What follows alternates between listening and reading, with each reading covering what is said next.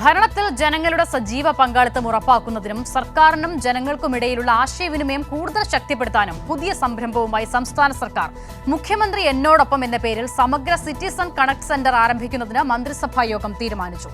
മാനസ മനോജ് ചേരുകയാണ്. മാനസ, മുൻപും ജനങ്ങളെ കേൾക്കുന്നതിന് ഒരുപാട് പദ്ധതികൾ രൂപീകരിച്ചിട്ടുണ്ട് പിണറായി വിജയന്റെ നേതൃത്വത്തിലുള്ള സർക്കാരുകൾ, രണ്ട് സർക്കാരുകളും. ഇപ്പോൾ ഇതാ പുതിയ ഒരു ആശയം. എന്താണിത്? എങ്ങനെയാണ് നടപ്പിലാക്കുന്നത്?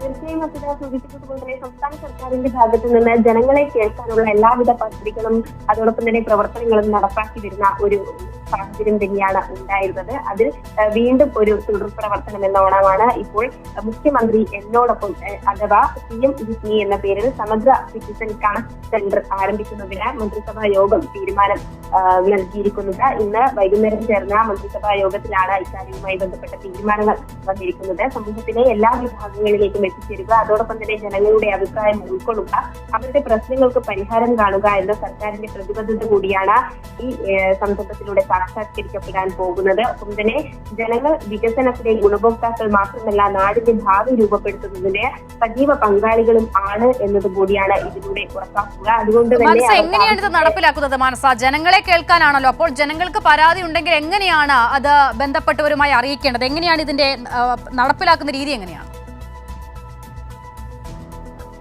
തീർച്ചയായും സൂചിപ്പിച്ചതുപോലെ തന്നെ ഇത്തരത്തിലുള്ള പ്രവർത്തനങ്ങൾ ഒക്കെയും തന്നെ പരിപാടിയുടെ ഫലപ്രദമായ പ്രവർത്തനത്തിനായി പരിചയസമ്പന്നരായ സർക്കാർ ഉദ്യോഗസ്ഥർ ഉണ്ടായിരിക്കും. അതോടൊപ്പം തന്നെ നവകേരളം കെട്ടിപ്പടുക്കുന്നതിൽ പ്രധാന പങ്ക് വഹിക്കുന്ന കിഫ്ബി അടിസ്ഥാന സൗകര്യങ്ങൾ സൃഷ്ടിക്കുന്നതിനും ആവശ്യമായ ഉദ്യോഗസ്ഥരെ വിന്യസിക്കുന്നതിനും നിർണായ പങ്ക് വഹിക്കും.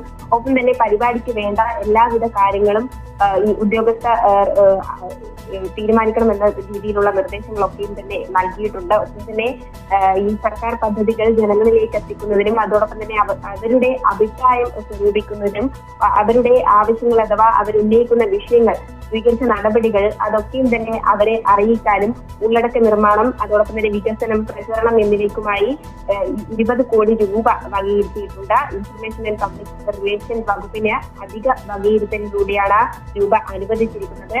ഒപ്പം തന്നെ ഫലപ്രദമായ നടത്തിപ്പും മേൽനോട്ടവും ഗുണനിലവാരവും ഇതൊക്കെയും തന്നെ ഉറപ്പുവരുത്തുന്നതിന് വിവര പൊതുജന സമ്പർക്ക വകുപ്പിനെ ചുമതലപ്പെടുത്തിയിട്ടുണ്ട്. വെള്ളയമ്പലത്ത്, അതായത് തിരുവനന്തപുരത്ത് വെള്ളയമ്പലത്ത് എയർ ഇന്ത്യയിൽ നിന്ന് ഏറ്റെടുത്ത കെട്ടിടത്തിലാകും സിറ്റിസൺ കണക്ട് സെന്റർ പ്രവർത്തിക്കുക. ഇതിനാവശ്യമായ നടപടിയൊക്കെയും തന്നെ സ്വീകരിക്കാൻ റവന്യൂ വകുപ്പിനെ മന്ത്രിസഭാ യോഗം ചുമതലപ്പെടുത്തിയിട്ടുണ്ട്. അതുകൊണ്ട് തന്നെ ഫലപ്രദമായ ഒരു രീതിയിലൂടെ ജനങ്ങളെ കേൾക്കുക, അവരുടെ പരാതികൾ അറിയിക്കുക, അവരുടെ പങ്കാളിത്തം ഉറപ്പാക്കുക, തുടർ പദ്ധതികൾ നടപ്പിലാക്കുക രീതിയിലുള്ള ഒരു സംരംഭം തന്നെയാണ് സംസ്ഥാന സർക്കാർ ആവിഷ്കരിക്കാൻ പോകുന്നത്. ശരി മാനസ, സർക്കാരിനും ജനങ്ങൾക്കുമിടയിലുള്ള ആശയവിനിമയം കൂടുതൽ ശക്തിപ്പെടുത്തുക എന്നതാണ് പദ്ധതിയുടെ ലക്ഷ്യം. മുഖ്യമന്ത്രി എന്നോടൊപ്പം അഥവാ CM with me എന്ന പേരിലാണ് ഈ പദ്ധതി. മാനസ മനോജാണ് വിവരങ്ങൾ നൽകിയത്.